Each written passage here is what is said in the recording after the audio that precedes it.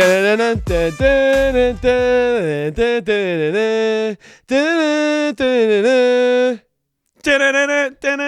let you do it this time. Thank you. I was going to let you do it this time. Dude, happy motherfucking March, baby. Let's go. Let's go. Happy almost birthday. March 7th. True. Next Saturday. True. You're doing stuff on Saturday, not basketball related, which is crazy. Don't care. Happy birthday. Not really. Whatever, dude. Just doing a little dinner. Dude, give me some knuckles. Happy goddamn March. I can't believe we actually made it here. March, baby. The season has gone so fast. I woke up today, and I was excited. I have a question. Did you tee up the tweet ahead of time, or did you wait till 12:01? What? Oh, last night? Or the tweet I actually and didn't. Instagram? I was up watching Gonzaga St. Mary's. Good. Which is what a way to go out. We'll get into it in a little while. But I was watching, and I was up like doing stuff, and I was like, oh my god, it's March 1st. Yeah, it's March. And so I posted a screenshot, and I was like, whatever. What a great time. Yeah. What a great year. Speaking of Gonzaga, by the way, even though they lost their game, we have three. We announced it last week, but we have 3 new jerseys in the studio. I have the Gonzaga Bulldogs behind me. The gray, by the way. Yeah, it's love this one. It's not a Jalen Suggs jersey. Number one, like it's not a Jalen Suggs jersey. We have the Rutgers customized Ryan Hammer jersey. Also not a Jalen for when they Suggs need jersey. me, which might be soon. Maybe. But for when they need me, and then we have a Hofstra Pride jersey. Shout out to CAA. We have a couple of CAA jerseys in here. We have Monmouth. We have Charleston. Wow. We have that one. We have another one too. Is this a CAA podcast? It's an A10 podcast for sure. Yeah. We have a lot of A10 love here. But nonetheless, shout out to those 3 schools joining the Friends of the Program list. That still goes on. And I was able to use those jerseys in that video I posted today. The one shining moment. My kids are obsessed with that video. Listen, at least someone likes it. Yeah. Like, why is Uncle Ryan changing his clothes so much? What's he doing? They like it when you like this at the camera. They don't get it. No, they don't understand. They don't understand. They don't know ball, obviously. Well, your kids were hooping on the Little Tykes hoop today. They were hooping, but they're young, so whatever. Listen, we got a jam-packed episode. Let's not dilly-dally around anymore. We're going to talk about some of the big games that went down. We'll talk about the big teams at the top of the country. We'll talk about Miami, Ohio a little bit, the selection process. And then we're getting into conference tournament previews. We love the mid-majors here. So we are going to talk about, here we go, bada bing, bada boom, OVC, Big South, MVC, ASUN, Summit League, Horizon League, MAAC, soon to be the Metro, the NEC, the Patriot, the SoCon, the Sunbelt, the WCC, Big Sky South, and America East. Oh my God. America East or American East? America East. Oh, interesting. Yeah. Okay. We're going to talk about, I think that's 15 if my math is correct, 15 different conference previews. We'll dive deeper into some of the bigger ones like MVC, Sunbelt, WCC, etc. Your math is bad. It's 16. I did not. We left CA off till midweek, so it's 15. It's 15.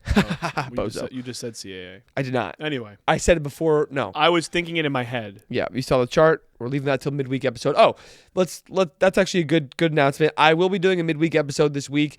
I don't know exactly what it's going to look like, but it's going to be bubble bracket outlook focused more than anything else. Basically, updating you on where teams are moving, who needs to do what to get in, who needs to do what for what seeds, etc.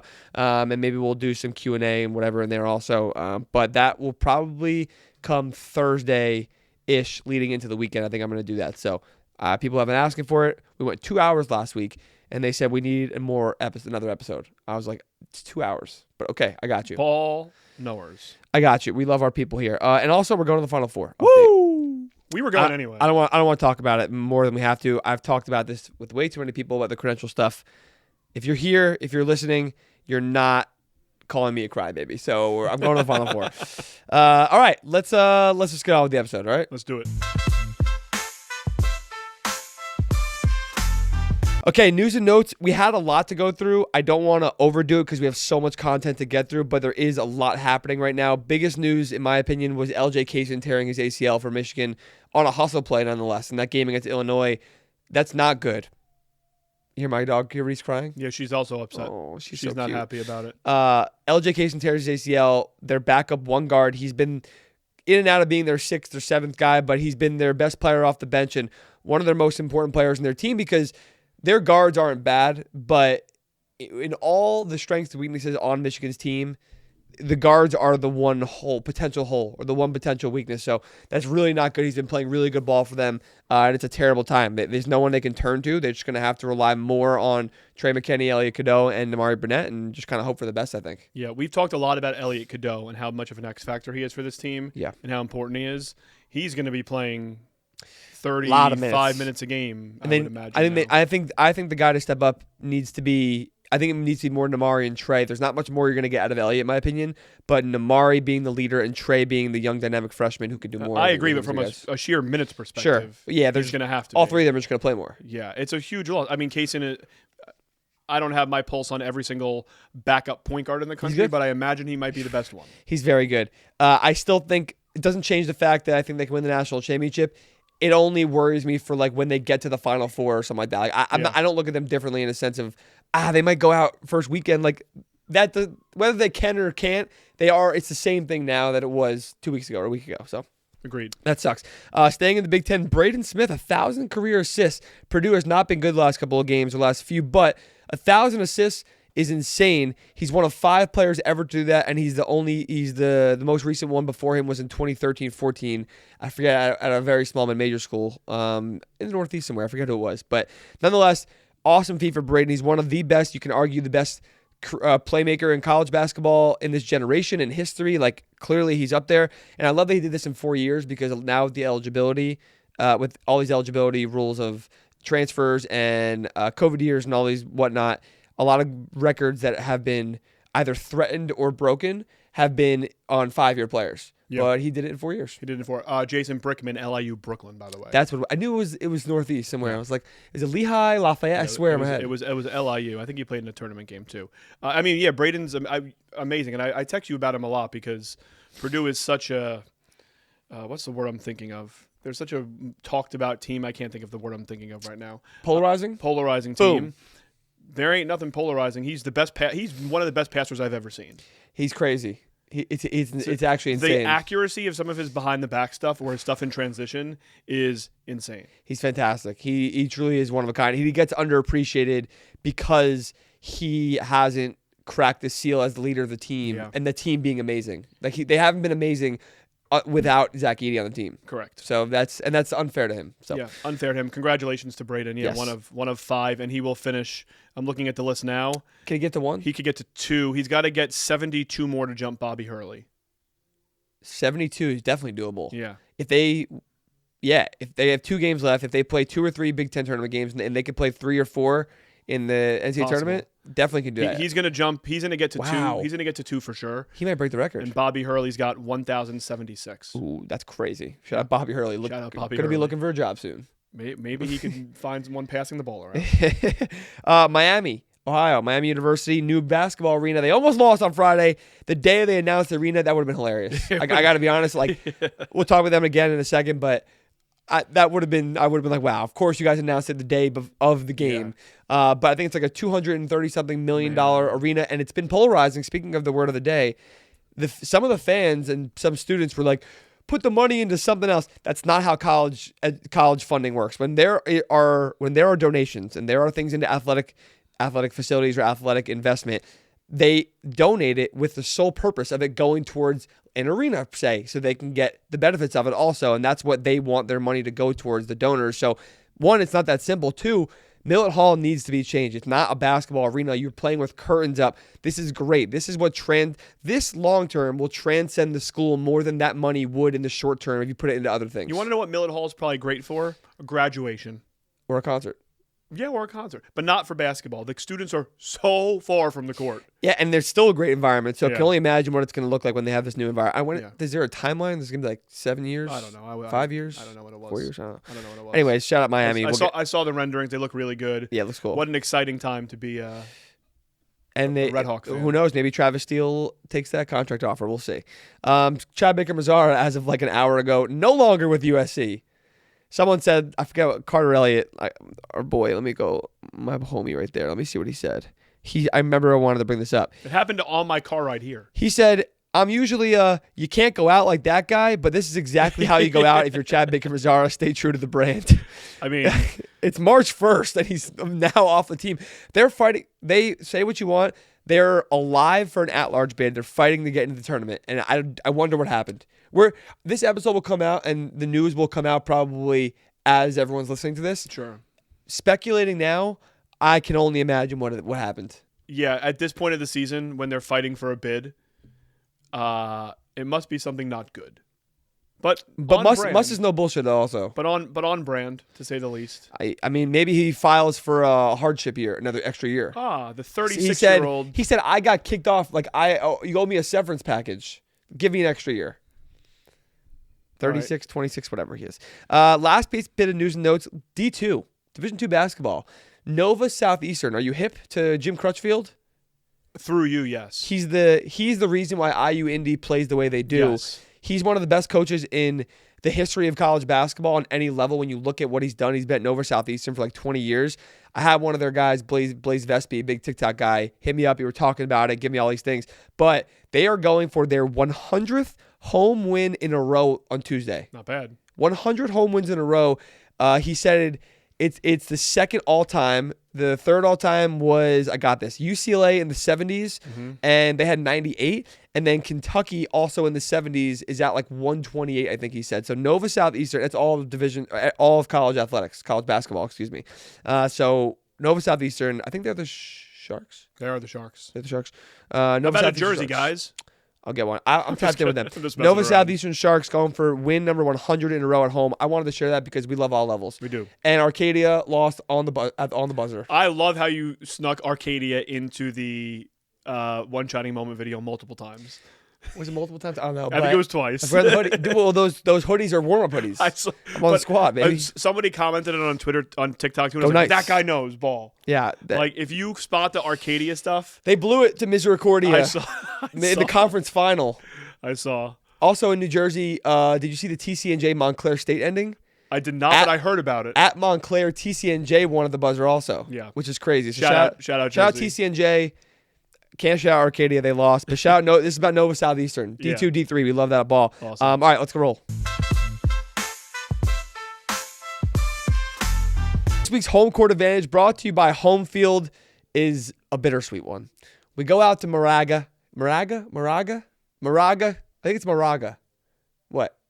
Moraga, California, to the home of the St. Mary's Gales, where we very likely just have seen the last time that Gonzaga will ever play in Moraga, California at St. Mary's. And it's the end of the true rivalry of what Gonzaga St. Mary's is, the playing back and forth at each spot, home and home, in their conference WCC every year. Gonzaga, obviously, if you don't know, if you listen to this, they're going to the Pac-12 next year.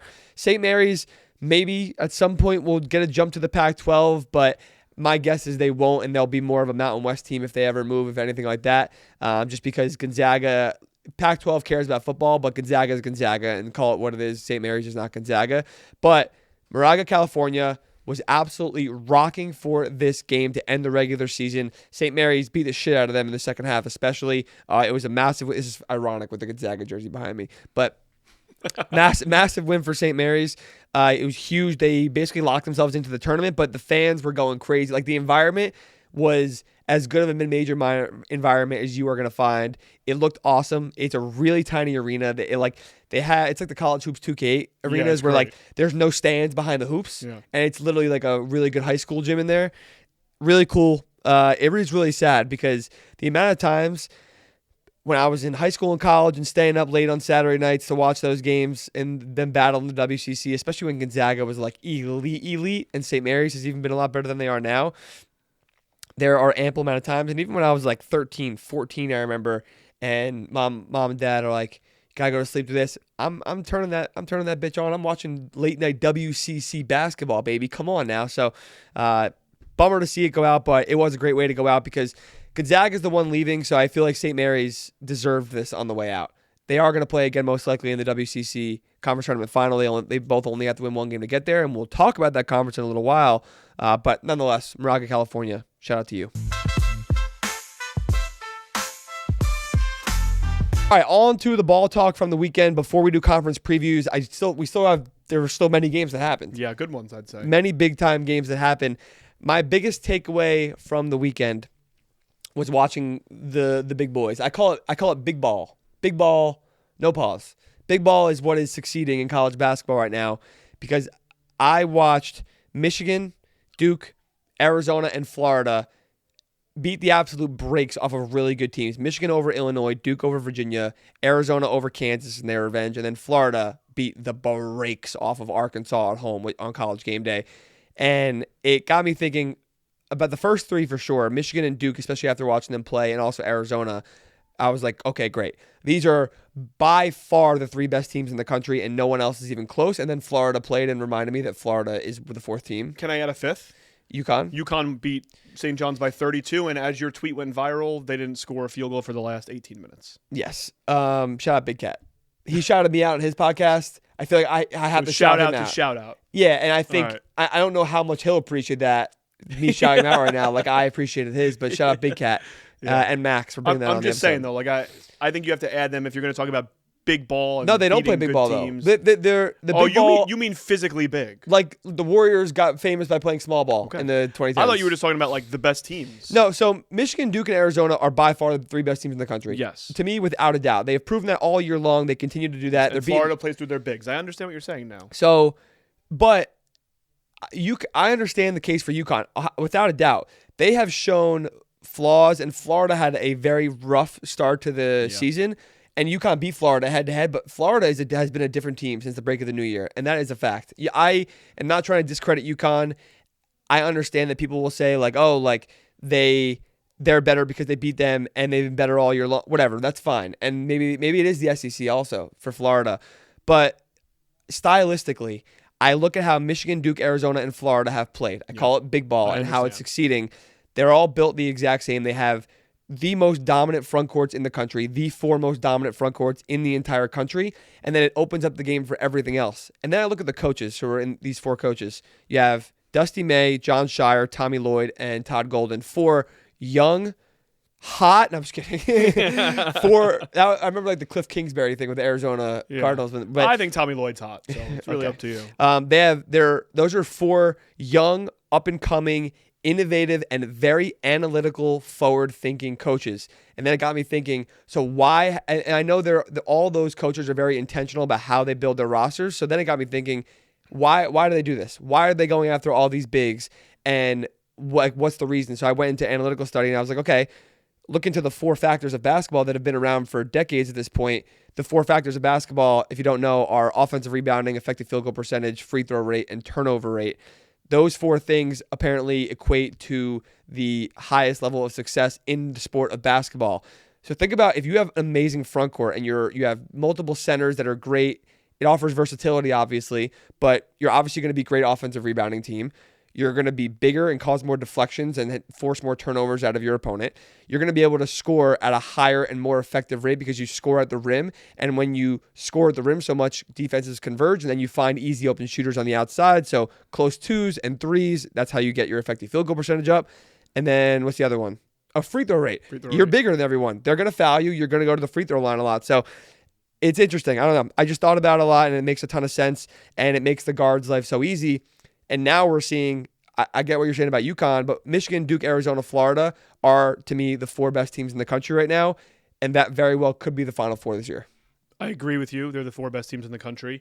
I do think that if UConn wins out through the Big East tournament, they will get the last one seed. Which is good. Because of their resume. Which is I love that. You agree?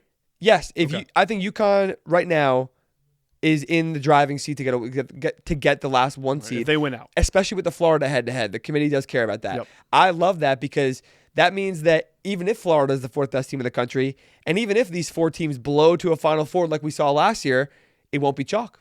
Nope. And Florida might not be a one seed. Technically not chalk. I don't know the answer to this, Ryan. I would be willing to bet that Florida's odds are to win the title? Like it's probably fourth best, and then like a Cliff. I think they're a little below that. I think they're behind UConn still. Are they? Because they're UConn. Like people, the markets probably reflect UConn. This is not a gambling show. They shouldn't be. Florida should be 4. Looks amazing. Florida should be 3, I think, or 4. They also have that experience of winning a championship last year. Yeah. By the way, the one seed thing is interesting. I did write down a list. May I? Go ahead. So one seeds right now, Michigan, Duke, and Arizona are complete locks for one seeds. That is without a doubt. I think there's only 4 teams that can get the last 1 seed. That's UConn, Florida, Iowa State, and Houston. Right now, it's UConn's spot. UConn is the last 1 seed right now. Their resume is better than everybody else, even if Florida looks different and has taken a turn in the new year. They also beat Florida, like I said, in a head-to-head, which is going to be massive. The committee will obviously value that. Florida is right there, so if UConn does slip up, Florida will be the team to take that. But again, I think they definitely need UConn to slip. And Iowa State and Houston, I think, are outside shots. But because they're in the Big 12, you have huge games and opportunities this week and then also in the Big 12 tournament. So I think Iowa State or Houston would need to win out and win the Big 12 tournament to be able to get that 4th 1 seed. And they still might need UConn and or Florida to lose because they're in different conferences also, so they can both win their conference tournaments, and then it'll be irrelevant for Iowa State or Houston. So yep, it would be interesting to see Florida and UConn in the West Regional together in California, which might happen. Florida and UConn in the West region together, that I actually would love for them to have a rematch in the Elite Eight of their game earlier in the year. I think that'd be fantastic. It'd be a lot of fun. I think they're going to try to keep them away from each other. The committee will keep them away, but I think it would be really cool. They also aren't going to be able to do that because of how many Big 12 teams are going to be ranked so high. But they're going to have to put Iowa State or Houston away from Arizona, and they're going to have other Big 12 teams. So Florida's going to get put somewhere else. Arizona could play in Texas though instead of in California. They're not because of the region, because you can't have Big 12 teams like I'm Iowa saying State where they want to play though. I understand what you're saying. Well, UConn's not going to have a choice. No, I know Florida. I know UConn's not. But Florida Arizona it might. Arizona will be in the West. Yeah, absolutely. Yeah, they're taking the West. Yeah, it's going to be East. It'll be South. It'll be the one in Houston. Yeah, which is Florida. Yeah, Oof, I know. Good guy. It's not that close, but okay. I have a question for you, real quick. Sorry, you listed 7 teams. You listed 8. No, you listed 7. 3 7. and 4. I did list 7. You don't have to give me an exhaustive list here, but who do you think's in the driver's seat for the last 2 seed? I still think Illinois is. Michigan State's right there though. They playing this week? No, they don't. Damn. They do play Michigan though. Interesting. I think Illinois is in the driver's seat for the last 2 seed right now. Their analytical profiles and predictive metrics are still that are strong enough to hold that 2 seed. Yeah, Bracket Matrix agrees with you, by the way. It does? Yes. Okay, I was going to pull up other stuff. Purdue has kind of blown that out of the water a little bit. They've lost an opportunity. Bruce Thornton. Shout out Bruce. We might get him in March. I'm so happy for him, dude. He deserves March. We'll talk about them on the bubble. Oh, will we? Okay. We're not doing Panic and Excitement today. We're going to do a bubble thing. I know. Kansas not going to get it. Gonzaga's not going to get it anymore. Nebraska maybe, but Illinois beat them also. It's Illinois. It sounds like it's a Big Ten team. Yeah, Unless they want to give it to Texas Tech, because why not? They look so good. Yeah. I don't know. I'd say my guess is that I think UConn's going to win out and get the 1 seed. Yeah, I think so too. That's going to be sick. By the way, next Saturday night. Yeah. Big East tournament final in the Garden, St. John's versus UConn. Round 3. Are you serious? I'm definitely going to that. No shot. I'm not going. Unbelievable. Oh my God. It may not happen, but it could. It's going to happen. Hold on. Manifested it. Yes. There you go. All right, let's do one more thing before we get into conference tournament previews. Let's talk about Miami, Ohio one more time, because we got to talk shit on Bruce Pearl. Go off, King. I got to find exactly what he said, because just to be clear, grinding my gears. Miami, Ohio, if they win these last 2 games in the regular season, they're in the tournament. I don't know who needs to hear that. There could be 30 bid stealers. They're going to put them in the tournament. They're going to find a way to put them in the tournament if they win every game in the regular season. There's no chance in hell. I agree with you, and I think they will get in, but you have to understand that he has an underlying reason to discredit them. His son's team, they can't win games. Yes, but they are quote unquote. I love Steven, by the way. They are on the bubble by all intent and purposes. Like, here we go. Ready? Go for it. Bruce Pearl said, by the way, stick to politics, okay? Okay. Sorry. If we're don't even stick to politics. Whatever. If we're selecting the 68 best teams, then Miami is going to have to win their tournament to qualify as a champion, because as an at-large, they're not one of the best teams in the country. My brother, Auburn's not getting in. That was my response. I was like, Auburn is not getting in. They lost to Ole Miss at home this week. They blew it. It's that simple. And the best part is, like, I did a whole video about this, and most people know my thoughts on it, and you obviously know my thoughts now. Their analytical and net rankings are not amazing. They're not strong enough compared to the bubble teams, but they obviously have 0 bad losses, and their WOB and strength of record and KPI are very good because they keep winning games. It's hard to go undefeated in any sport, in this sport of basketball, 30 games in a row. Like, if they're going to go 31, I hope they go 31-0 because, again, Travis Steele is going to be in a Speedo on selection Sunday, or they have to win the conference tournament. They have to win the conference tournament. But if they go 31-0, it's basically they're going to be like, literally like, shut up to the world. I wanted to say some more explicit stuff, which I obviously have on the show before, but irrelevant.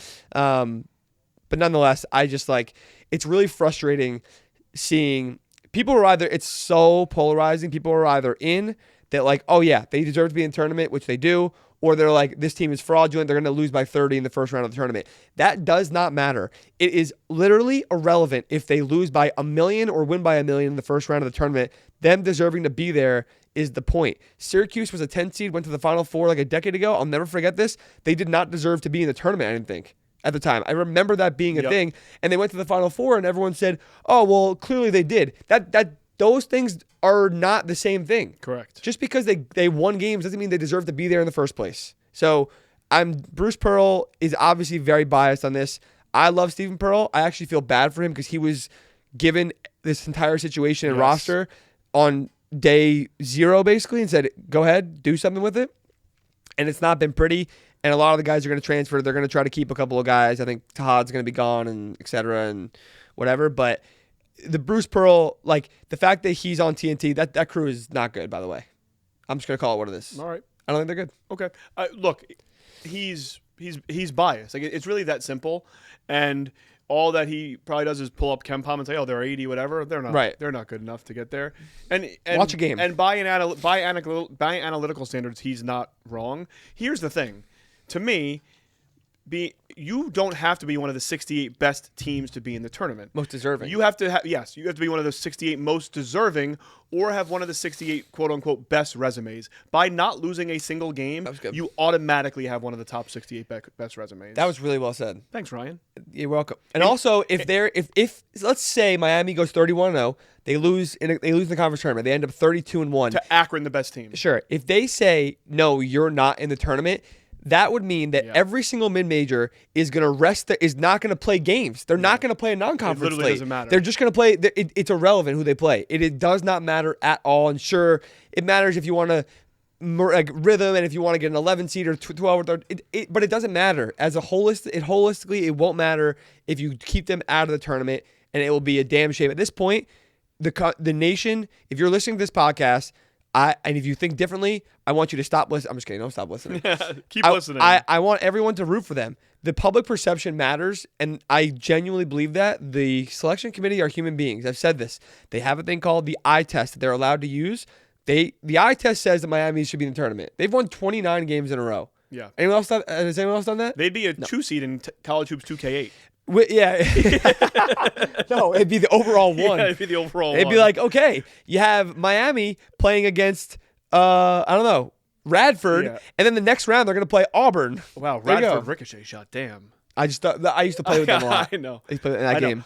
Look, I'm not going to lie to you. There's a piece of me who like have kind of wanted them to lose because I think it would be really fun to have the all of a sudden 1-2 loss Miami conversation, but they are so deserving of being in the tournament. By the way, selection committee, I know for a fact they want them to win out because they make their life they've never had a decision like this to make with this level of analytical understanding and complexity in the selection process. They've never had a team built like this before. They need their life to be easy for that because it's not an easy job as a whole. I mean, but if let's just again, we'll end this here. But like, if they win and they lose, if they win out and they lose in the championship of the MAAC to Akron, who analytically has a top 65, 70 resume, Akron's good. They're in. Without a doubt. That's what I'm saying. I think if they lose in the first round against Western Michigan, they're still I'm in. agreeing with you, but it won't even be a committee decision if they lose to Akron in the finals. And for the record, they've already decided what they're doing with Miami. Of course they have. They already have it. If they lose this, win that, they already have it kind of spelled out exactly what they're going to do, and we just have to sit here and wait. So, all right, let's move on to the conference tournament previews. Let's go. Okay. My juices are flowing a little bit. All right, so today's Monday. I almost said January. March. It feels like a new year. Oh, it is a new year. It's March 2nd, so the conference tournaments start today. Usually it's the A-Sun that starts. Not only right? does it start today, Ryan, it is IU Indy back in the national spotlight. Let's go. We're back. They started. We're so back. They started the entire season of college basketball. If you don't remember, They were the darling. They were like one of the first teams to play in the whole thing, Oh. and they are now kicking off. They weren't the first; they were one of the first, and now they are kicking off conference tournament week. Wow, so usually it is the A-Sun that starts, I think. I'm not sure. I remember it always being the A-Sun playing their first round. Maybe, I don't know, maybe I don't know what it is, but usually it's the A-Sun. We are going to start with the Horizon League, and we are going to roll through. If you want to skip around, if you're listening or watching, I'll put the chapters in there so you guys can see which conference is which. Yeah. Ryan, how do you want to do this, by the way? Is there a certain method to this madness here? Shit, no, let's just crack on, man. Let's just crack on. How about that? Okay, but like, are you going to make a pick, or are you just going to talk about it? We'll talk about our picks. Anything you feel confidently about, or you think is noteworthy to know. I want to give an overview about the Horizon League. So because one, the Horizon League is the first conference tournament we have, and it is probably one of the wackiest ones we have, and one of the most fun ones. Because one, you have Wright State, who's the favorite. Shout out to the boy Cole Adams. He's a Wright State guy. Wright State is the favorite. They're good. They have 4 double-digit scorers on their team. They go deep into the bench. Nobody on their team, I found out, by the way, plays more than 30 minutes a game. We talked about him before. You have Greg Campy, the Oakland legendary coach himself, who wears the sweaters, best friends with Tom Izzo. He's been to the tournament more than once. He's been there forever. And they have this kid, Brody Robinson. I don't know if you've seen him play. Ryan, they have 5 double-digit scorers.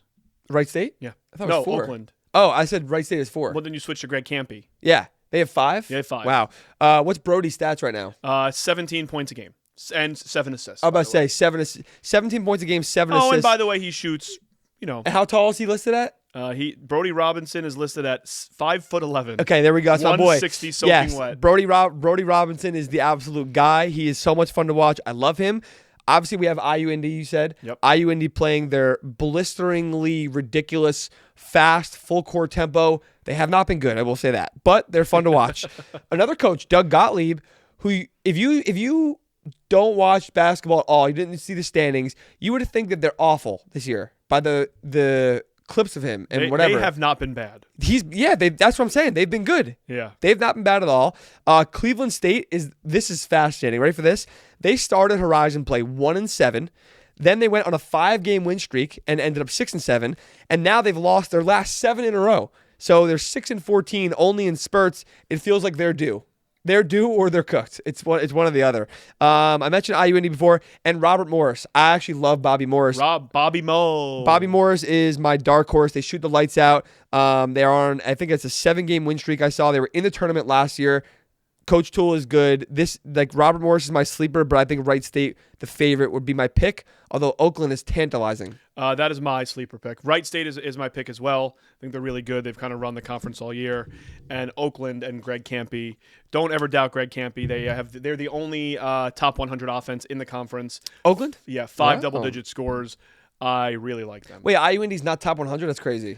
I'm just kidding. I was joking. They're number 4 in tempo. What are they, like 7-22 or something? 7-23? 7-24. That's close. I knew 7. By the way, I hate the bracket reseeding. Oh, that's also wacky. Yeah, hate it. It's like the NFL playoffs. To me, it's not a bracket then.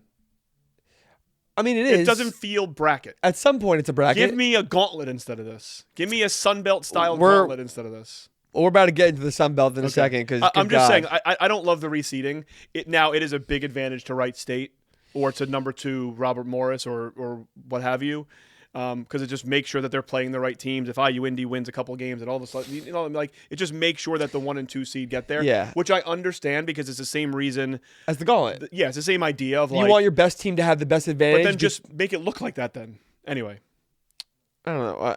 Yeah, I get what you're saying. They're the only league to do it. I think, right?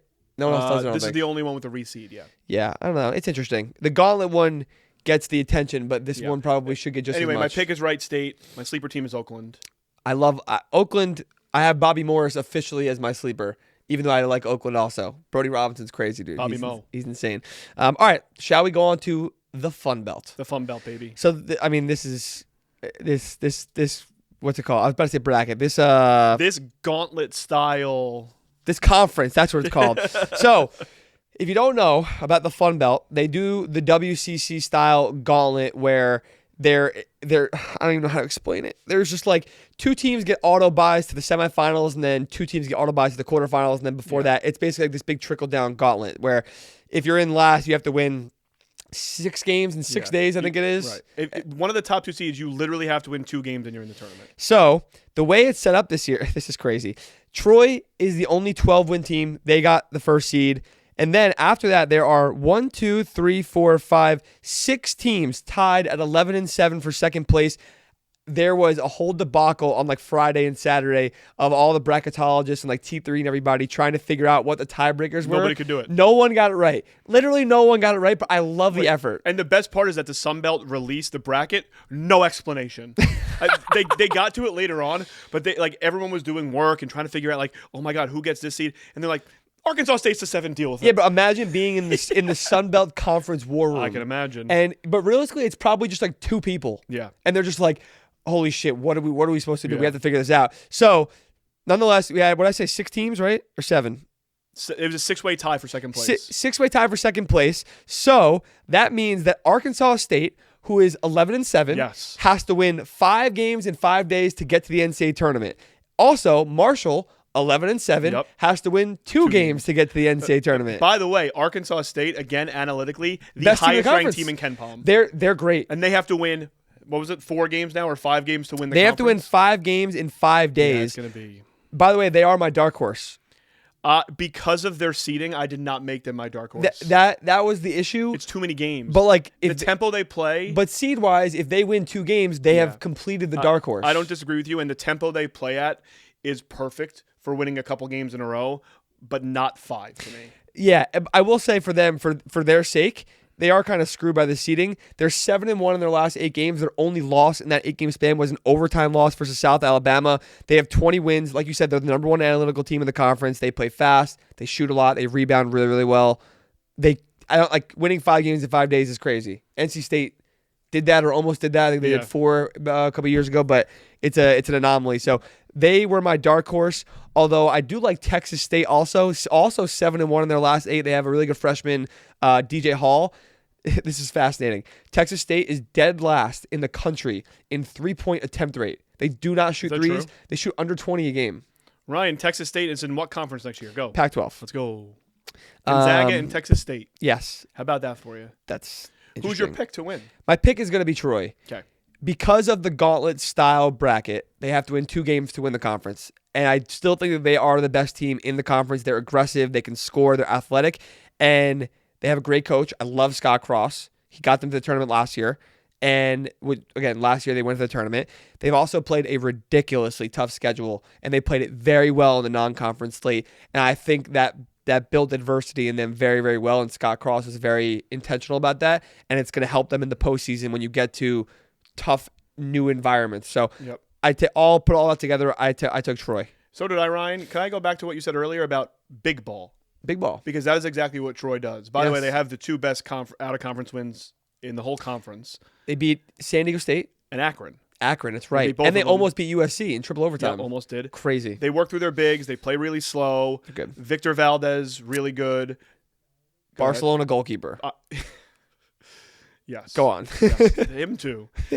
Thomas Dowd, double, freaking machine. And he shoots 6 threes a game, Ryan. He was so good at that USC game. I'll never forget that. Yeah. Well, what I learned a little bit about him is he's from an hour away from the Troy campus. Oh. He's a junior. He is a high major player next year. He's averaging a double-double. He has to be. I really like Scott Cross might get a new job too. I really like their style. This is their 2nd year in a row that they won the conference. I think that they could be trouble for somebody in March. Yeah. Any other dark horses you have in there? My dark horse is South Alabama. Ooh. They're weird. They're weird. Chaz Harris leads the conference in scoring. He's like 18 and something, 4 assists, 4 rebounds. He kind of does it all. They're small. They take care of the ball. They rely on defense. It's weird enough that it could work in this weird bracket. Do you know the weirdest thing about them?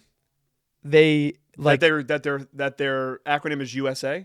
No, you don't know about this? That's true too, though. South Alabama allows, like by a landslide, the most threes in the country attempted. They do that intentionally. It's how they defend. Teams shoot at a 64% 3-point attempt rate against them. That's how they want to win, and that's how they do it. And it kind of works. Their defense is their best asset, I think. So I don't really know. I don't think I mentioned them before. I do like App State a little bit. They technically have the number 1 defense in the conference. They're the best offensive rebounding team in the conference, and they have a lot of experience also. I think they're worth mentioning. And I think that whole side of the bracket is Texas State, App State, Troy, which is very interesting. I like that side a lot. You will notice that I'm not going to pick any 2 seeds as my dark horses in any of these, but Marshall obviously has a good shout here. Marshall, yeah, we didn't mention them at all. That's a good point. And they have to win 1 game to get to the conference championship, so it's obviously a massive benefit. It's crazy. For the record, the gauntlet bracket is, if people don't realize that, we mentioned it before, why conferences have a gauntlet bracket is because it's the mid-major leagues. They want to prop up and give the best opportunity to their best teams, their 1 and 2 seeds, to get to the NCAA tournament, because they need good representation and success in the NCAA tournament to then benefit the rest of the conference, give them more funding and limelight and everything in between. I get it, but for a conference like this that I would say pretty consistently has a lot of parity at the top, it's a terrible idea. I think actually the reseeding would work for them if they wanted to do something interesting. Yeah, hypothetically. But the gauntlet bracket is great for the WCC because Gonzaga and St. Mary's, let's call it what it is, they don't need to play these games early in the conference tournament. It's ridiculous. So it makes sense for a league like that where it's very top heavy. This is not a top heavy league almost ever. No. It feels like. So nonetheless, Sun Belt, aka the Fun Belt. Fun Belt. Shall we go on to my favorite conference in the country? I thought that the A-10's next week. No, that's your favorite conference. It was a joke. My favorite conference and my favorite conference tournament is the MVC and Arch Madness. Come on, man. Let's go. Ready for a fun MVC stat? I'm ready, Ryan. This is from the Belmont coaching staff themselves. They sent this to me. At the MVC, dating back to 2012, is 13-4 in first round March Madness games. 13 wow. Holy cow. And majority of the time, they're 10, 11, 12 seeds. So they're underdogs in a lot of these games. I'd be curious how many of those are Drake or Belmont, by the way. Drake, Belmont, Wichita State, and Loyola Chicago back in the day also. Wichita was a 1 seed 1 year. But the point is, even as underdogs, they win at an alarming rate in the NCAA tournament. They won last year. In a ridiculously chalky year, they won last year with Drake. Drake has done it a couple of times, I think, yes. But speaking of Belmont is the wagon of the conference. They had at-large potential, truly, until I think the Illinois State loss that was today as of recording this. I think their at-large chances are kind of sold with the Illinois State loss, sadly. They're 26-5 right now. They need a miracle to get an at-large bid. It's probably not going to happen, but they're number 1 in the country in effective field goal percentage. They're number 2 in three-point percentage. They shoot 41% from 3. Tyler Lundblade, who could have taken $1 million to go play at any school in the country, no joke, is one of the best shooters in the entire nation. The country is about to learn his name for sure if they get to the tournament. Jack Smiley, the freshman, has really come on the last few games. He's been unbelievable, a few 20-point outings. He's not even scoring, I don't think, double digits on the season, but he has been great for them. Drew Charnowski, the big also. They lost Nick McLean, I remember, their point guard. January 1st, I want to say, is the last time he played, if my math is correct on that one, if my memory is right. He has not played. There's been no news about him, so they've been arguably the best, if not one of the best majors in the country without their point guard, which sucks. Doesn't look like he's coming back, sadly. They're very, very good. Casey Alexander, friend of the program, he was on the podcast earlier in the year, is a great coach. 20-plus wins every single year. They have contended for conference titles. He had the Jacoby Gillespie, Malik Dia, Cade Tyson team that injuries kind of screwed them over that year.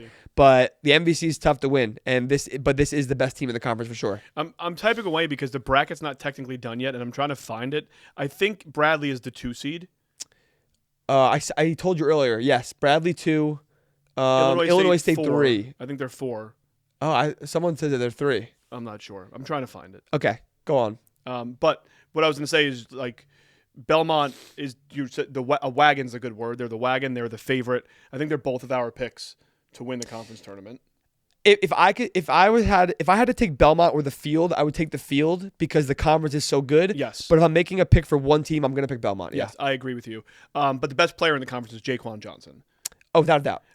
And so I think Bradley has game-breaking ability in that sense. So I know that this is the year of big ball. Jaquan Johnson is ripe to break a game in March. He's so good. Jaquan is absolutely the player of the year. I thought it was Jaquan. I think it's Jaquan. Okay. Sorry. Whatever. He's absolutely the player of the year in the conference for me. Duke Dean was on the team last year.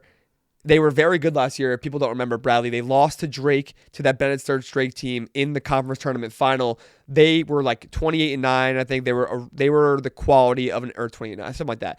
They were the quality of an NCAA tournament team last year. I think they went to the NIT after that, but they returned a decent amount of their guys, like Jaquan Johnson, who's been developed in this program. Brian Wardle is absolutely awesome. He's been at Bradley for about a decade. He's made the tournament. He's won the conference tournament twice. And again, they were really good last year. This could be a year for they're your dark horse pick, right? Well, I just said before I won't pick 2, so Murray State is going to be my dark horse pick. Well, you stole mine then. That's fine. Okay. But Bradley, like Brian, they have a legitimate chance to win this conference tournament without a doubt, and this would be a pretty sensible year for Brian Wardle to kind of come onto the map and get a job. Not get a job, get a new job. Sorry. There's another conference tournament that actually we're not going to. Actually, I'm not going to talk about the midweek with you, but like UNC Wilmington and like it just feels like the right time for Siddle to make a jump. It feels like there's a game missing from Brian Wardle to get the job he wants. I could see it happening now. Belmont is my pick. Murray State. Speaking of good coaches, Ryan Miller is fantastic. Oh, Ryan Miller. Ryan Miller has coached everywhere under the sun. He just recently came from Greg McDermott and the Creighton squad. He's awesome. They've been one of my favorite mid-majors all season long. They started the year off really well. They haven't been amazing, but they're led by John Morant, which helps. It's true. So they have legitimate power, talent, and athletes. Fred King, the big man, comes from Creighton. Roman Damone is on NBA draft radars now. The French freshman wing, he's like this tantalizing Swiss Army knife, lengthy like guy that you could picture in the NBA at some point. He wasn't starting all year. They had to start him the last few games and play him 30 minutes plus because he's so good. Roman really Damone is awesome. Javon Jackson from within the conference transfer is really 4 good. 4 schools in 4 years. Really? Yeah. Wow. And Lane Taylor from Central Arkansas. He was one of my favorite players last year at Central Arkansas. He's like this 5'11" little guard who does everything. He's been a great playmaker for them. They play high tempo. They've struggled a little bit in MVC play, but they're still very good. They might be, I mean, Belmont would be, but I think they would be the most dangerous to a power conference team other than Belmont in the NCAA tournament. Yeah, because of their they're really well rounded. Yeah. We didn't mention Illinois State either. Illinois State, who just beat the favorites in Belmont. I loved them to start the year. I don't know how they did it. They kept Chase Walker and Johnny Kinzinger and a couple other guys. I think they were top like 10 in the entire country in roster continuity coming back. But they have a great duo. They've just been kind of hot and cold as a team, but they looked pretty good today. And then UNI, I think, is a really deep dark horse. They have the best defense in the conference by a landslide. Ben Jacobson has been their coach since Ali Faroukmanesh. Yeah, he's been there forever, and he's a great coach. Oh my God, 2007. They are third in the country in roster continuity, and they allow the least amount of points. They allow the least amount of points per game against them in the entire country, 61.4. So, like, all those teams, if you told me any of those teams won the conference tournament, I wouldn't be surprised. UNI has to play an extra game, so that makes it tougher. But realistically, I think they got 1, 2, 3, 4 teams, and we didn't even mention UIC either. I was going to sneak one in. I was going to say they started the year horrible, 0-4. They finished 12-8. So there are the top 6 teams are all worthy. Shout out Rob Eson. Yeah, this Arch Madness is going to be great again. Can we get 6 tournament bids? I would love to see all 6 of them play. Yeah, the MVC. I wish that Belmont didn't lose that game today so that we could have the possibility of a 2-bid MVC. Yeah, it is what it is. Is there no shot? Like, is it 0%? Maybe not. Because then they have to take another loss. If Indiana and Ohio State and all these teams like lose every game the rest of the way, sure, but like someone's going to win a game. Right, and like a loss to Bradley isn't something that's going to help their resume.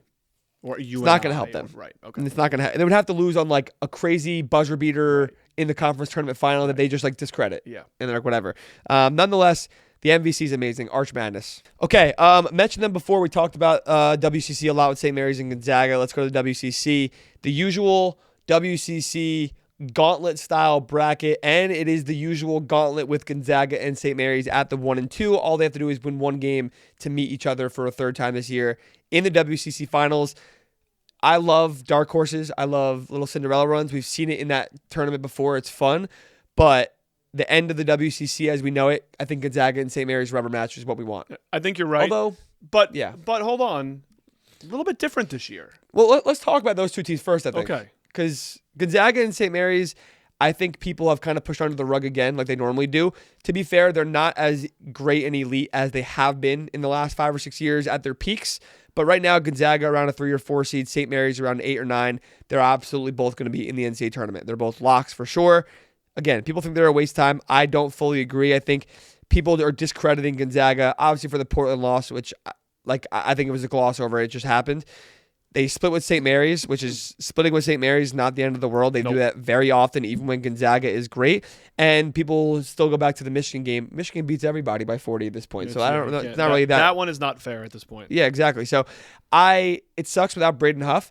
I still they are one of the oldest teams in the country. They're like top 5 or 10 in overall experience. They have fifth and sixth year guys, conference players of the year in their previous leagues. Like, they are very good. I think that experience and what Mark Few does almost every single year except for last year and getting to the Sweet 16 and getting the second weekend, I think that they're still going to be they still should be a deep favorite to do that. So, yeah. By the way, 6th overall in the country in experience. And also, people point to those losses, but they've beaten Alabama, Kentucky, UCLA, Santa Clara, and St. Mary's. Like, those are good wins. Call it what it is. And St. Mary's is playing great basketball. I also noticed St. Mary's, Mikey Lewis is awesome. He was amazing the other night. Amazing. They're also playing much faster than they ever have offensively in this era of Randy Bennett, and they're also shooting the best they ever had at St. Mary's under Randy Bennett. So I don't think St. Mary's is like now all of a sudden, they actually might be able to make a huge run. Like, maybe they win a game or two in the tournament. Yeah. By the way, they're playing faster, still really slow. They're still like 290. 280 or something like that. Yeah. But they're usually 320. Oh, yeah. They're usually like a slog to get through. They're usually over there with Virginia. Right. But they're still top 20 defense. St. Mary's is good. Yeah, they're really good. I don't want people to overlook them for the first round because people are going to see them and just pick against them instantly. And I don't think that's the smart thing to do. I have been known to pick St. Mary's to win 2 games often. They never do. And they've done it once, I think. So this is probably the year they're going to. Third team. You wanted to mention them. I just wanted to make sure that this is a kind of an abnormal year for the WCC because Santa Clara is a top 40 team analytically in the country. It might be a 3-bid WCC. If the season ended today... They are squarely on the bubble. If the season ended today and they had to say, I don't know, like World War III is happening, which it might be, and we're going to have to pick the tournament today as of everything we know, I think Santa Clara would be in the last 4 in. So right now, Santa Clara is a 50-50 bubble team. Yep. They split with St. Mary's, which is good.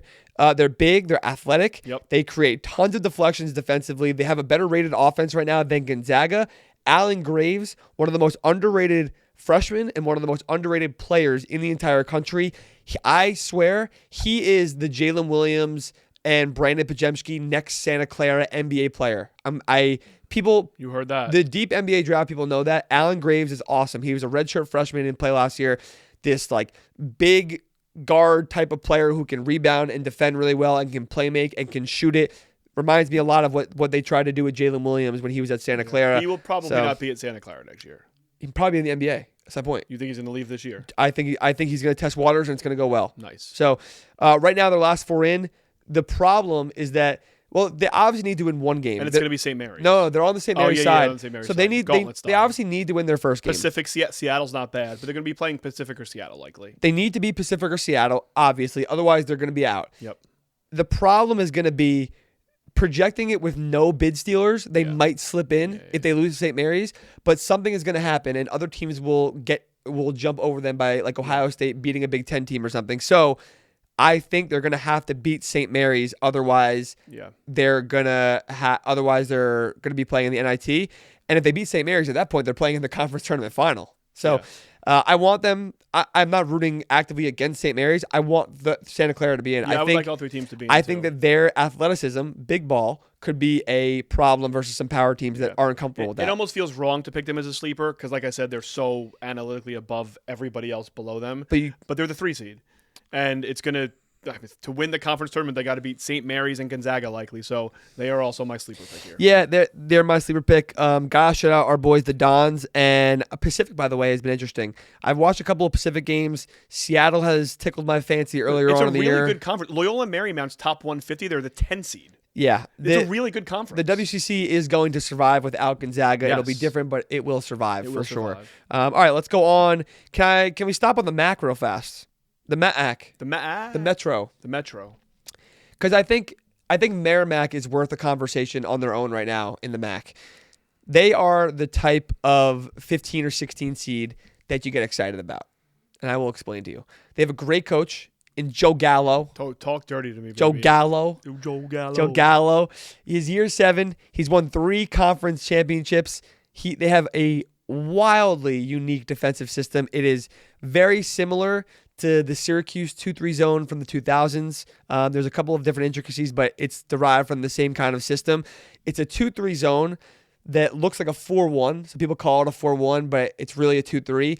And what makes it look like a 4, the idea of it is they just try to defend the 3 at all costs. So it's a 2-3, but the guys on the low blocks, the forwards, step up to the wing and stunt every time the ball goes out there. So think about it. If you push both of them out to the wing to guard guys in the wing, then it's 4 with 1 center down low. Yeah.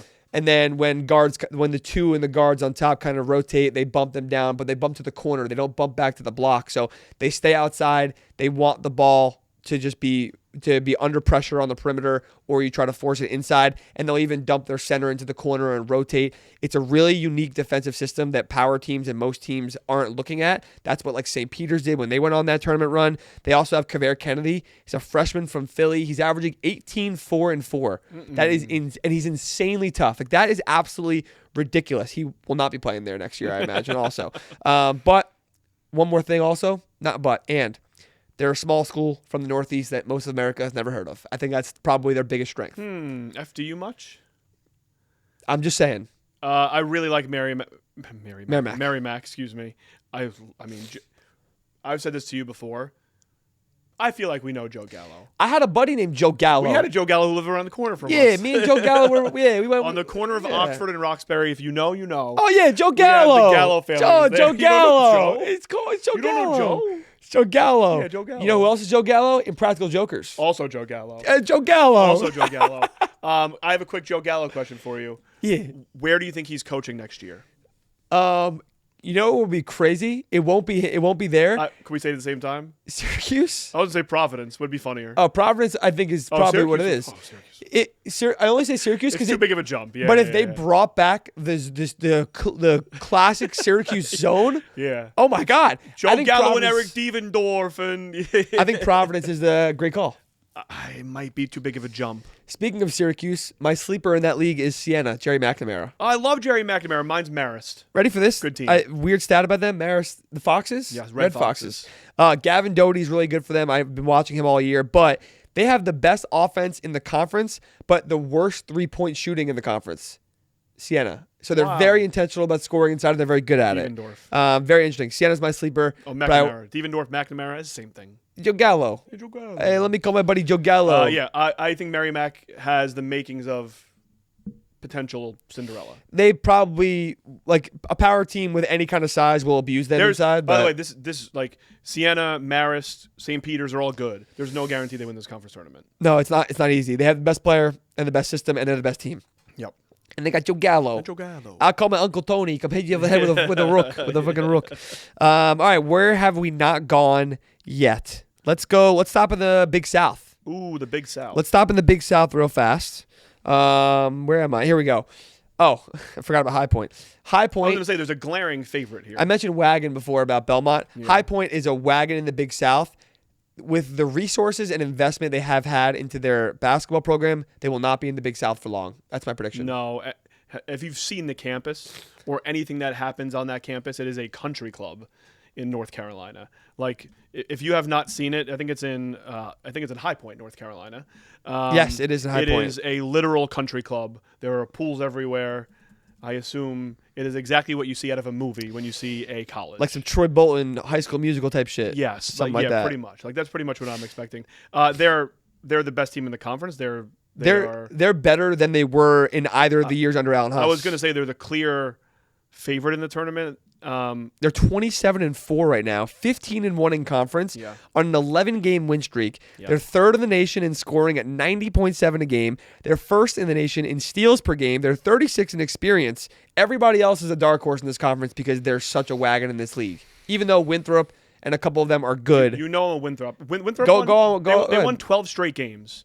And they beat them. They're the only team that's beaten them. They beat them by almost 20 points. Yeah, Winthrop is good. The Golden Eagles? Is that right? I think they're the Golden Eagles. No, they're just the Eagles. Is that your dark horse pick? That's my dark horse. Yeah, no, they're not because I won't do it. I'll let you do it in this league. No, it's okay. I'm going to stand by my own rules here. Who's your dark horse? My dark horse in the Big South is Radford, who we talked about earlier. Yo, go Radford. What? Who we talked about earlier. But no, I think Winthrop has a legitimate chance against High Point here. I forget where the conference tournament is being played. Let me check really quick. It might be Rock Hill at Winthrop. Right. It's in Johnson City. From Johnson City, Tennessee. I learned that because of ETSU. Yeah, there you go. It's in Johnson City, Tennessee. My sleeper, by the way, my dark horse in this league is Charleston Southern. Go on. Ready for this? Yeah. They started the Big South play 2-8. They lost 8 games in a row, but 4 of those games were in overtime, including one of those to High Point. In their last 6, they're 4-2. They beat Winthrop, the 2 seed. They're 342nd in luck on KenPom. The ball has not bounced their way. They have a ton of guards. They shoot the second most threes in the country through their guards. Charleston Southern is the dark horse. All right. They are electric. You know they play round 1. Winthrop. Yeah, and they just beat them. Yeah. So that'll be fun. That'll be exciting. All right, let's go to the Summit League. Summit. North Dakota State, very good in the Summit. By the way, Summit League is continuously a pretty underrated mid-major league. I just assume It's fun. that I could close my eyes and pencil in North Dakota or South Dakota State into winning a game because they have some random 6'10" guy who gets a double-double. Mike Dom? Yeah, that was the one I was thinking of. Mike Dom. Shout out Mike Dom, Jackrabbits. That was the one I was thinking of, but it's just like always Carson Wentz. Shout out Baylor Shireman. Baylor Shireman. Carson Wentz. Yeah, right. Shout out Trey Lance. Trey Lance. Dude. I feel like that's the case. I also knew, I'm going to spoil your pick for a second here. I knew without a doubt in my mind who you were picking for this conference. I love the Tommies. I love St. Thomas. I knew it was going to be. They were one of my favorite mid-majors coming into the year. I talked about them in like September. It's their 5th year as a D1 program, so it's their first year eligible to go to the NCAA tournament, like it was for the darling UC San Diego was last year. Yep. They shoot the cover off the ball. They got to the conference finals last year. Do you remember that? And they lost to Omaha. I do. It wouldn't have mattered anyway. They weren't eligible anyway. They weren't eligible, but they lost to Omaha, who ended up going to the tournament. They're top 2 in offense. They're top 2 defense in the conference. They have the 2 best players in the conference. Nolan Minasale is as versatile as you want in a mid-major player. He's awesome. And Nick Janowski, Milan Momchilovic's friend from high school, are the 2 best players in the conference. So all those things together, I love St. Thomas. I think they're going to win it. I think they're the most likely to win a game in March Madness. Agree. The teams. You have North Dakota State? My pick is North Dakota State. The Bison. Solid. Like, they have 2 guys who are going to make the first team. Dave Richmond's a good coach. They didn't make it last year, but I think they won the regular season last year. I like putting my eggs, so to speak, in the basket of teams that I know are usually good. And North Dakota State and the Bison. Are my pick. It's not a Z. I know. Are my pick coming out of the Summit League. I do have a dark horse. Mine's Omaha because they came out last year. And they beat Trash Cans. Yeah. Maybe not this year anymore. Mine is not Omaha. I have the one team, the only team that has beaten North Dakota State and St. Thomas this year. That's the 6th seed, the Denver Pioneers. Ready for this? 2 amazing stats. They're 66th rated offense in the entire country. Defenses. 357th in defense. They have been a program since 1904. They've never made the tournament. Probably because they have the 357th ranked defense. 120 years of that? I can't imagine. I would imagine just based on numbers, it's impossible to have a disparity this big between offense and defense. It's got to be challenging. It would be leaning heavily offense, not leaning heavily defense too. I know. I don't know. I'm not really sure. They're fascinating. You have North Dakota State. I have St. Thomas. I like Tommy's in that one. Let's do SoCon real fast. Okay. And then we'll get to the last few, okay? Yes. SoCon, our boys, the ETSU Bucks. ETSU, shout out Brooks Savage. They've been the best team all season long. They have the best defense. Brooks is, call it what it is, no bias. He's a young, emerging coach that will be on the pedestal and in the carousel at some point going up, hopefully. They lost their last 2 games, which makes the conference look very tight, but they had already clinched at least a share of the conference title before those 2 games. I know that for a fact. So I think you kind of graze over that. They were ready to cut nets down no matter what. Brian Taylor, Cam Morris, and Blake Barkley all score 14 points a game each. They're balanced. They're good. I love their system. I know how their system is built because I have talked to Brooks Savage more than I talked to any other coach in the country. He's my homeboy. Oh, that's so nice. They are my pick to win. Are we because going to they hang are out with them in Indy? Yeah. They're going to be playing in it. Yeah, hell yeah. They are my pick to win because they are the best team, although Furman is my dark horse for a couple of reasons. One, Furman is Furman. Bob Ritchie's still the coach. He's a fantastic coach. He's awesome. They've had injury issues all year that have kind of held them back a little bit, but Alex Wilkins, the freshman guard, is awesome. Like, he'll be a high major player next year for sure. Cooper Bowser also is their big, who's really, really good. He's given the league problems a ton. They played ETSU very, very well. They've beaten Mercer, who's one of the better teams in the league also. So I like Furman as a dark horse. Mine's Mercer. They have the leading scorer in the conference, Baraka Okije, I believe is his name. They are very high-powered offensively. Talk about disparity between offense and defense. I think it's like 120, 270 or something like that. Damn. He could fill it up. He's a guard. He's a Canadian guard, by the way. So I like Mercer's chances as a dark horse here. But my pick is also ETSU. I think they've been the best team all year. I think they're the best coach team. The Wofford and Mercer losses at the end of the year, not great, but like you've kind of said, they had it kind of locked up by then. So Yep, it's fair. All right, let's speed through a little bit with the last few. OVC. We both have Tennessee State to win the conference, and we both have our darlings, UT Martin, as a dark horse. I will not concede. They were almost my pick and the dark horse. Me too. I feel like a little bit of a traitor here. I'm not going to lie to you. Do you watch the Traders, the show? I don't watch the show Traders. Good show. Not only do you know why I feel like a traitor picking Tennessee State, Ryan? I have no idea. They are coached by Nolan Smith. Oh. Duke legend. Did not know that he was Not the only coach. is he a Duke legend, he became the coach mid-year. Oh. Not only This year? Yeah. Not only is he the coach, I mean, he's my age. I saw him play at Maryland. Like, I was there. So you I hate feel him? I feel like I don't hate him. Oh, you love him? I feel like a little bit of a traitor. He's a really good coach. Like the early stuff, he was a great assistant for a while. He's done a great job with them early on now. They're playing the best ball in the conference by a lot. They have 2 senior guards averaging 17 points a game in Aaron Nukrama and Travis Harper. They are built the way Cinderellas are traditionally built in March. I like Tennessee State. I think that they have like 15, 14 seed shot to like Interesting. keep a game close. Interesting. And UT Martin is the one, if they got like a 15 or 16, Yeah, we know the way they play. If they're on, but they haven't been on. UT Martin is my sleeper here. If they came out, they're just fascinating. Like the way they play. And I love them. Yeah. So like I actually think if either of those two teams come out of the OVC, they could be trouble for a 2, 3, 4 seed. Okay. A-Sun, my pick is Central Arkansas. My dark horse is Lipscomb. Who do you have? A-Sun. Sorry, I was going off on my OVC thing. I kind of forgot. You're good. Austin P. Let's go P. The Military Academy. Let's go P. And Lipscomb is my sleeper as well. Okay. NEC, I have LIU and I have Central Connecticut as the dark horse. I have CCSU winning. They beat Rutgers this year. Don't forget. That doesn't. Okay. And Mercyhurst as my sleeper, who actually can't make the tournament. Neither can Lemoyne. The Dolphins. So it would be funny if Mercyhurst and Lemoyne faced off in the finals and it didn't matter. It would. Patriot League, I have Navy and as the winner, and I have BU Boston, the Terriers, as the dark horse. My sleeper is Colgate because Colgate's always good. Always. And my winner is Navy. Ryan, second longest winning streak in the country behind Miami. They have won 13 Benini in a row. Maybe the biggest dichotomy of like their 2 best players are 5'11" and 6'11". Hilarious. I love it. Yeah, Kehoe and Austin Benini, second 5'11" guy we talked about today. He's an absolute third. Bucket.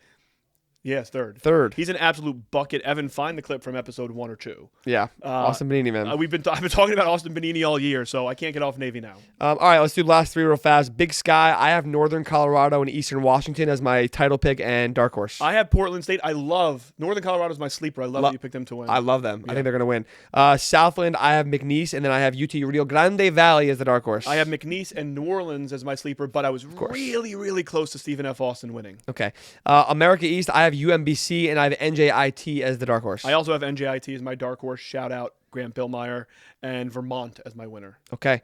There are all of the 15 conference tournaments that are tipping off first this week. Whoa. Let's take a break and we'll do some bubble talk. We are not doing panic meter and excitement scale this week because I think it's time to just talk about the bubble. And it kind of is a panic meter excitement scale, just hybrid. And we're going to talk 10 teams that are on the bubble right now and what percentage chance I think they have to get into the NCAA tournament. So I'm going to give you a team. You tell me what percentage you think they have to get in, okay? Fire away. Okay. Let's start with the most relevant one to that last conversation, Santa Clara. Santa Clara, I think, is just in right now. But because of bid stealers, and I think they're going to have to beat St. Mary's, I have them at about 47%. Okay. So just out. Yeah, because of the things that they have room to grow. Maybe the biggest win of the day today, Ohio State. Man, I think that Purdue win put them just in. They're like 51%. 51%. They're just in right now. Their resume is it's one of the resumes of all time. Yeah. This is a Bruce Thornton podcast, so anything we can do to get Bruce in. I want him and John Mobley. John Mobley screams March to me. Yeah, me too. How about Iowa in the Big Ten? Iowa's resume is great. They're 99%. Okay. They're going to be fine. Okay. They're probably like a 7 seed right now too. Okay. Let's stay in the Big Ten. Indiana. Oh God, Indiana with the loss to Michigan State. Even though it was Michigan State, Ohio State did jump them today. I think Indiana is probably like first team out or last team in right now. I'll say 49% because it feels like they don't want to be in the way they play sometimes. Do you think the fan base cares, or are they still living on the football title? Whoa, my voice. I think the fan base has forgotten about the football title as of right now. Yes. I think so too. They're going to be. Yeah, I think they're not going to get very patient with Darren here. Nope.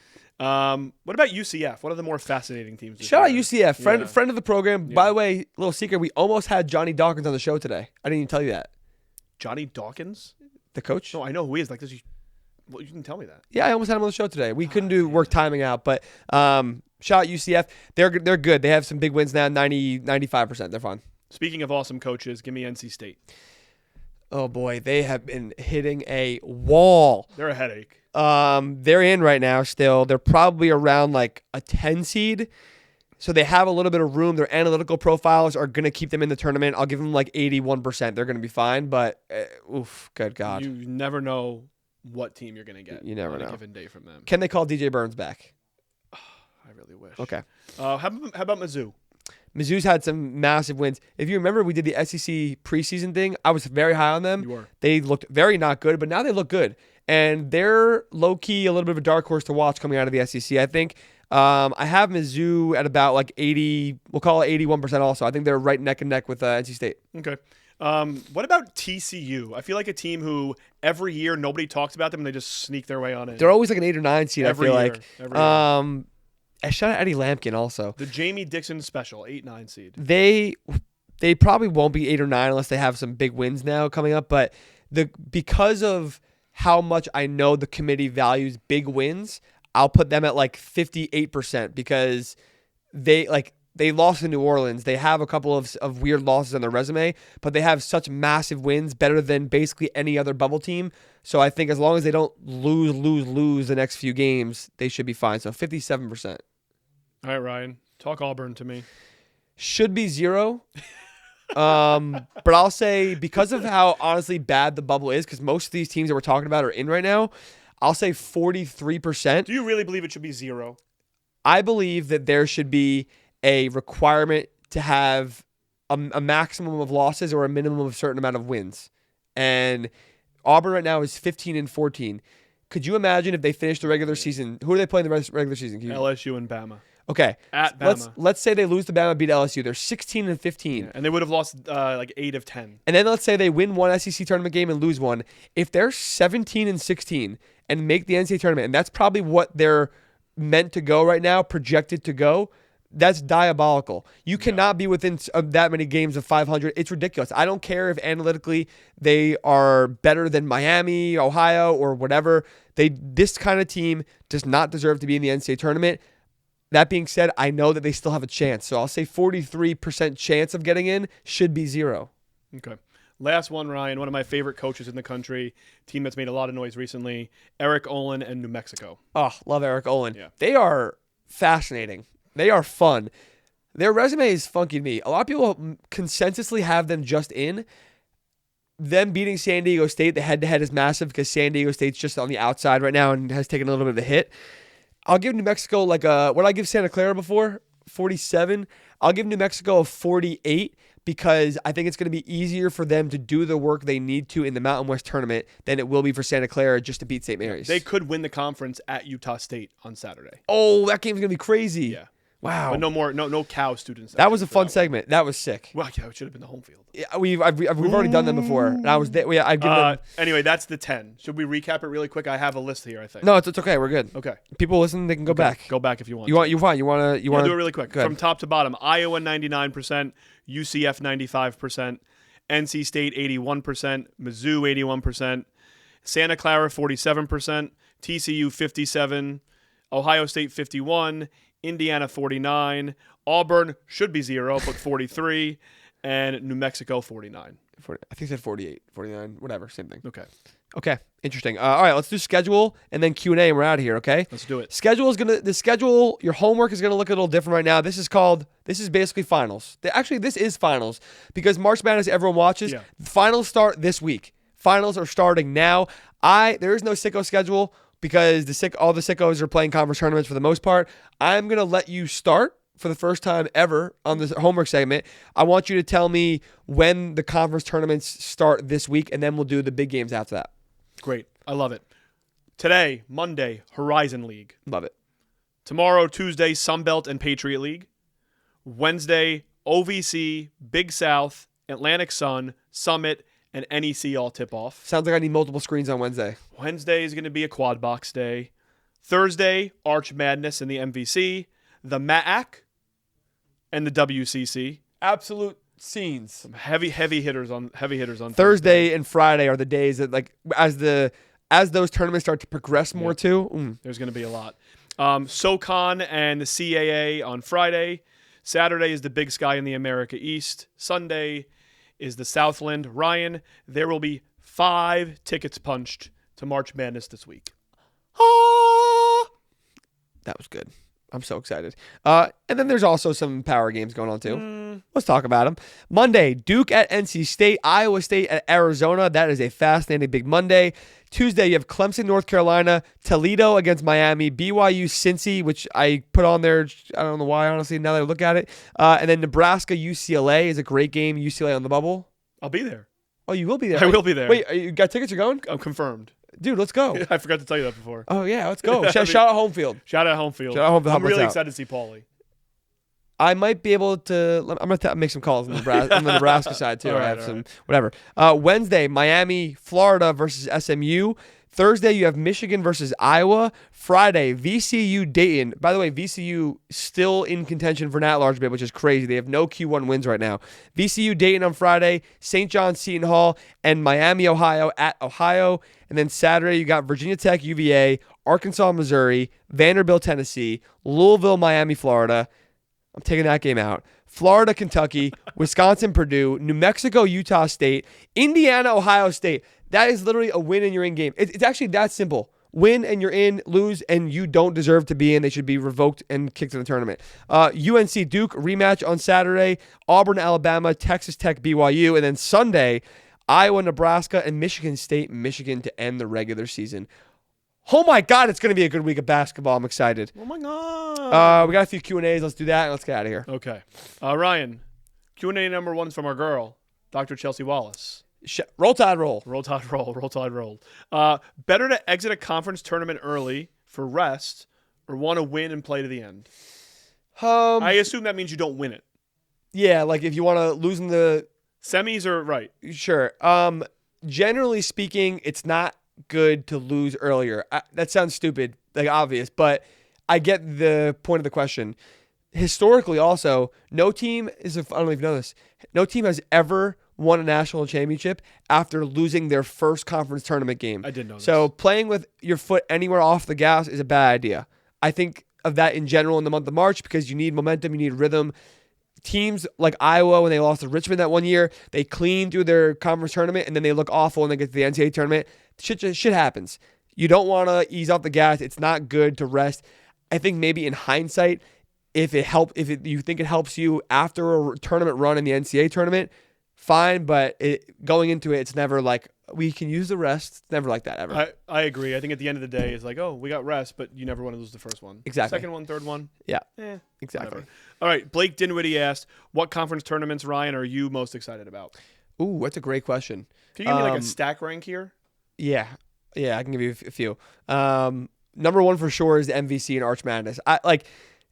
First of all, the name, the tradition of it and where it is and everything it's all about, the court, like even to the court design, but also the quality of basketball in the MVC is truly one of the best in the country. It's not just the MVC tournament. I love the MVC. It might be my favorite league in the country in general. And this year specifically, we went over it earlier, there are 5 or 6 teams that I think could actually win and be a problem in March. These teams are 13-4 in the last 12 years in the first round NCAA tournament games. So I love the MVC. I think this year, Big 12 for sure. I'll shout out. I'm wearing the sweatshirt actually. Because of the glass floor.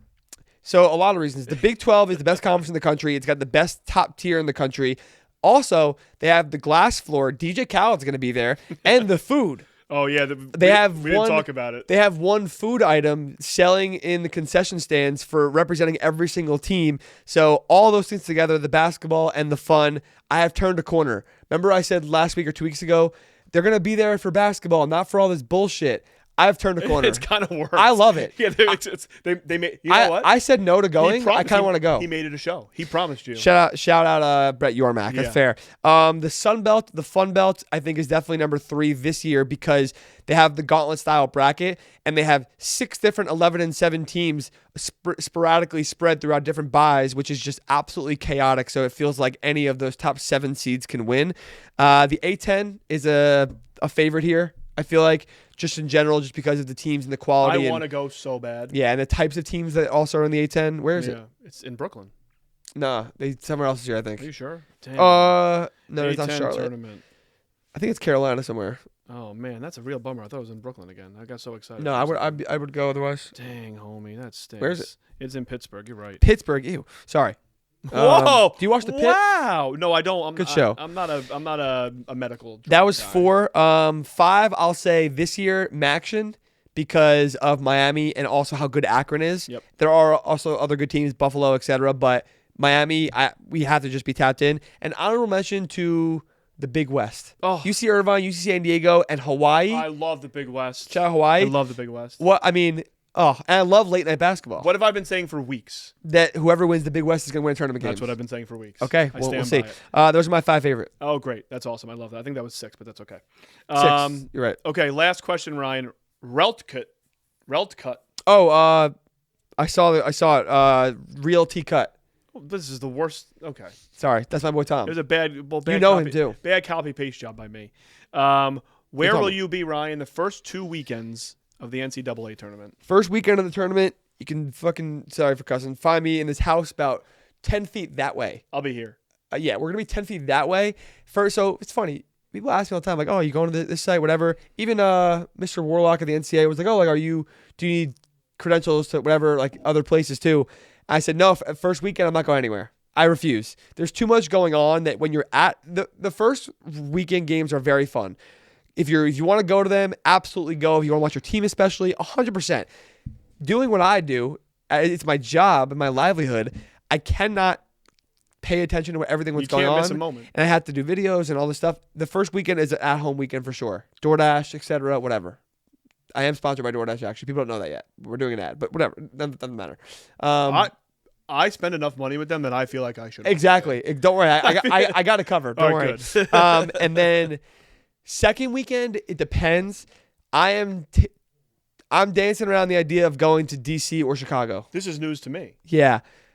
Christian Ajaxian is going to be in the Chicago one. He's like, come on, come with me.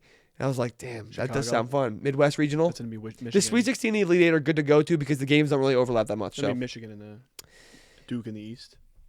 Yeah. I just like last year it was in Newark. It was in Philly one year. They're always close. Yeah. DC is it's going to be a 3-4 hour drive away, and Chicago's a 2-hour flight away. So it's going to be, I don't know. I might go to one of those two, but I'm not sure yet. I'm looking at next year.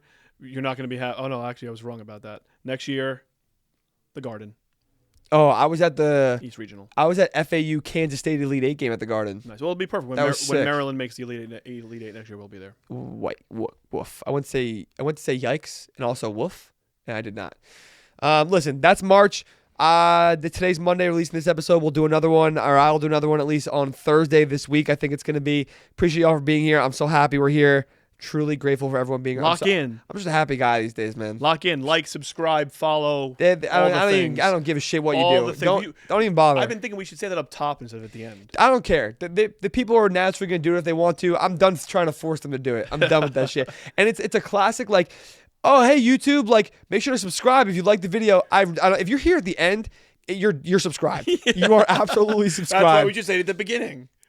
Yeah, but I don't care anymore. It's March. I don't care. It's March. Let's go. I'm just out here right now. So appreciate y'all for being here, though. Genuinely, we'll see you later in the week, and enjoy the conference tournaments.